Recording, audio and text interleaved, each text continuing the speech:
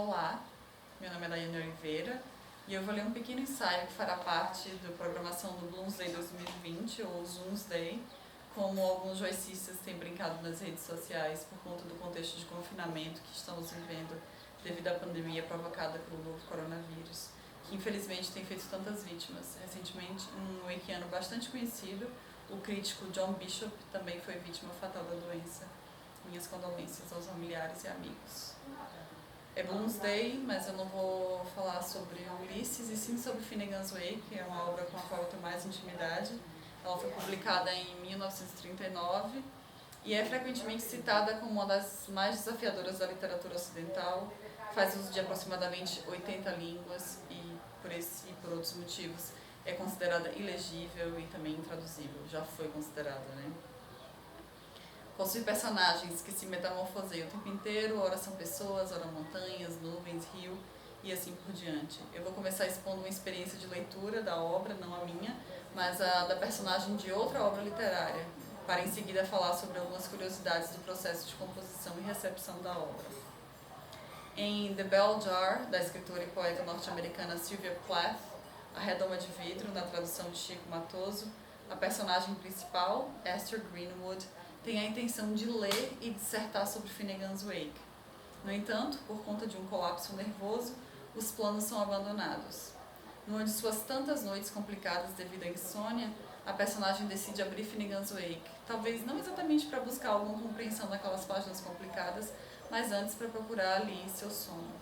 Aliás, no próprio Wake, mais precisamente na página 120, linha 13, Joyce escreve que Finnegan's Wake demanda that ideal reader suffering from an ideal insomnia. Demanda aquele leitor ideal sofrendo de uma insônia ideal. Esther Greenwood então se depara, ainda na primeira página, com a própria palavra, com a primeira palavra de 100 letras, conhecida como palavra trovão. A personagem faz a seguinte descrição de sua experiência, e eu cito: meus olhos mergulharam naquela sopa de letrinhas até a longa palavra no meio da página. Babadagarharata Kaminaron Konron Tonoron Tonton Trova Honos Kon Tuhuhudenturruk. Tem um tutorial no YouTube ensinando como pronunciar, eu ainda estou fazendo as aulas. Contei as letras. Eram exatamente 100. Imaginei que aquilo deveria ser importante. Por que 100 letras? Hesitante, tentei ler as palavras em voz alta. Aquilo soou como um objeto bem pesado de madeira caindo escada abaixo. Bum, bum, bum, degrau após degrau. Ergui o livro e lentamente folhei as páginas diante dos meus olhos. As palavras, embora ligeiramente familiares, estavam todas retorcidas, como rostos numa sala de espelhos, e passaram sem deixar impressão alguma na superfície vítrea do meu cérebro. Encarei a página com um olhar meio estrábico. As palavras ganharam barbas e chifres de carneiro. Vi que elas se separavam umas das outras, agitando-se estupidamente. Então, elas se associavam em formas fantásticas e intraduzíveis, como árabe ou chinês. Resolvi deixar minha tese para lá. Fim de citação. Esse livro, que muito mais gente deixa para lá do que lê, foi publicado pela primeira vez, quase que completamente, de forma serializada. E já nesse período as críticas foram ferrenhas. Mas antes de comentar brevemente sobre elas, eu gostaria de comentar sobre algumas curiosidades do processo de composição dessa obra. Numa carta endereçada a Harold Shaw Weaver, a mecenas de Joyce, no dia 11 de março de 1923, Joyce comenta, nas últimas linhas, que no dia anterior havia escrito 2 páginas desde o sim final de Ulisses. Como a linearidade não pode ser considerada uma das características do processo de escrita do Finnegan's Wake, as 2 páginas mencionadas pelo autor na carta, anotações sobre o rei Roderick O'Connor, o último rei da Irlanda antes da invasão normanda, só foram inseridas no Finnegan's Wake em 1928, como Stuart Gilbert nos informa em nota. A passagem referida, praticamente irreconhecível depois das modificações realizadas por Joyce, encontra-se entre as páginas 380 e 382 do Wake. 2 semanas depois de redigir as 2 páginas, Joyce reescreveria 4 trechos breves, 2 respectivamente sobre o beijo de Tristão e Isolda e sobre os estranhos rituais de purificação de um santo irlandês, Santo Kevin, e outros 2 sobre a infância de Isolda e de Kevin. Embora esses trechos curtos representem o início da escrita do Finnegan's Wake, não se trata exatamente do início do livro, ou ainda o que fez a escrita deslanchar, como comenta Daniel Ferrer em Brouillon d'un baiser, premier part vers Finnegan's Wake, essa obra que foi publicada em 2014 e que traz esses manuscritos que estavam, sei lá, perdidos, foram encontrados e traduzidos, é uma versão bilíngue. E na introdução ele comenta que, eu cito, o livro não tem de fato início até que Joyce tenha a ideia de incluir outro herói, o irlandês Humphrey Chinkton Airwicker, o HCE. É ele que viria a se tornar o personagem principal do Finnegan's Wake e a história de sua família, transposta em história universal, constituiria o assunto do livro.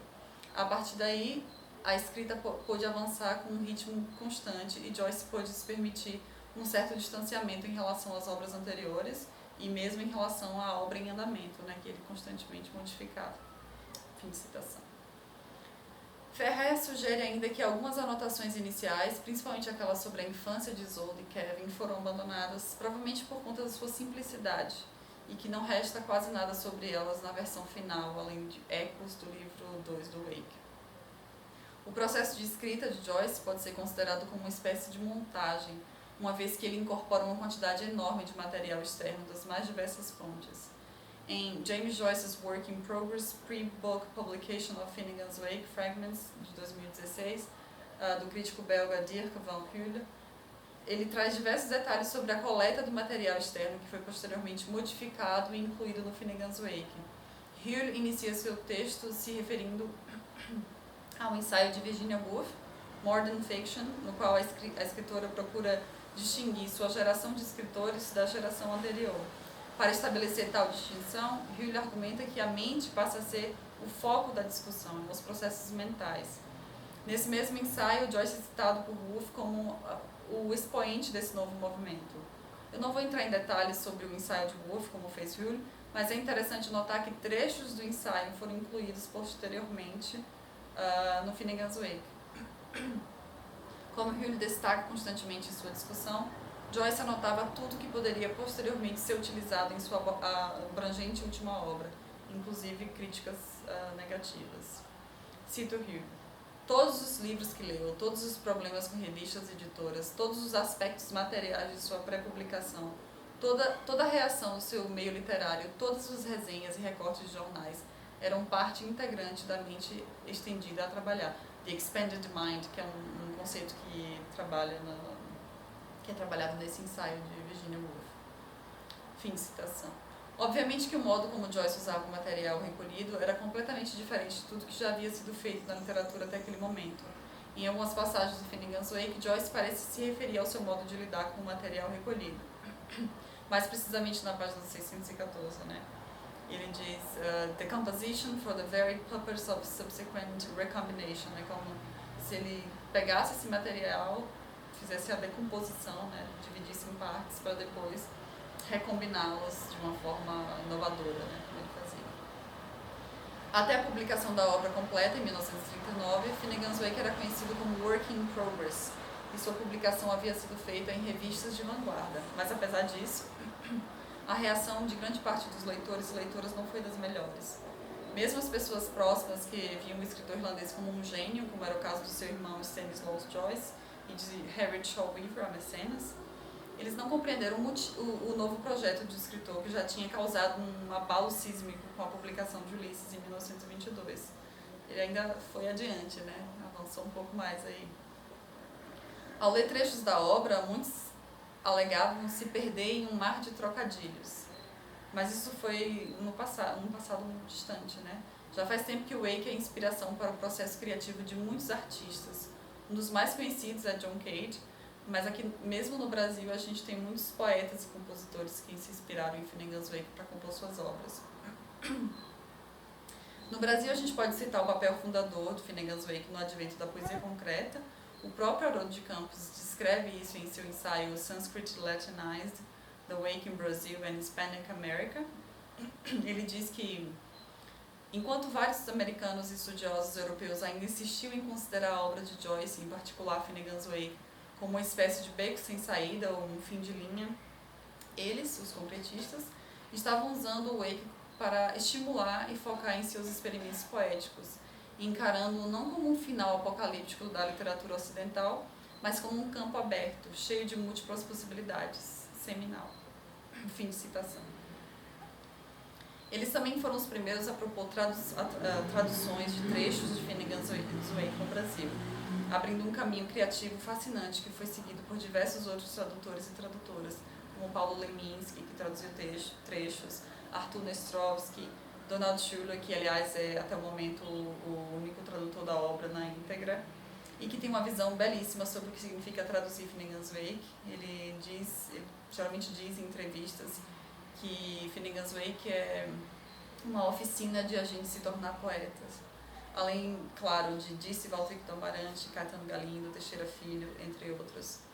Eu também propus a tradução de um capítulo desse livro ilegível e traduzível na minha tese, e eu gostaria de ler um trecho da minha tradução dessa obra gigante, que no fundo a gente nem sabe se deveria chamar de tradução, tem essa discussão, né? É tradução, não é tradução, e que a gente sabe que é sempre um ganho enorme trabalhar com um material desse. Eu vou ler as últimas linhas do 5º capítulo do primeiro livro, que diz o seguinte: talvez criando um bigode, tu disse, com uma adorável cara de entretecimento, e usa crassos salões de bilhar com escada pra lá e pra cá? Não, Hans o Courier, apesar de tivesse apenas tido uma pequena diversão e um pouco menos de cara de pau, e se não tivesse tão variado pelo bocado de perseguições que ele poderia passar, sim, e passaria, tão certo quanto a ponte de Essex.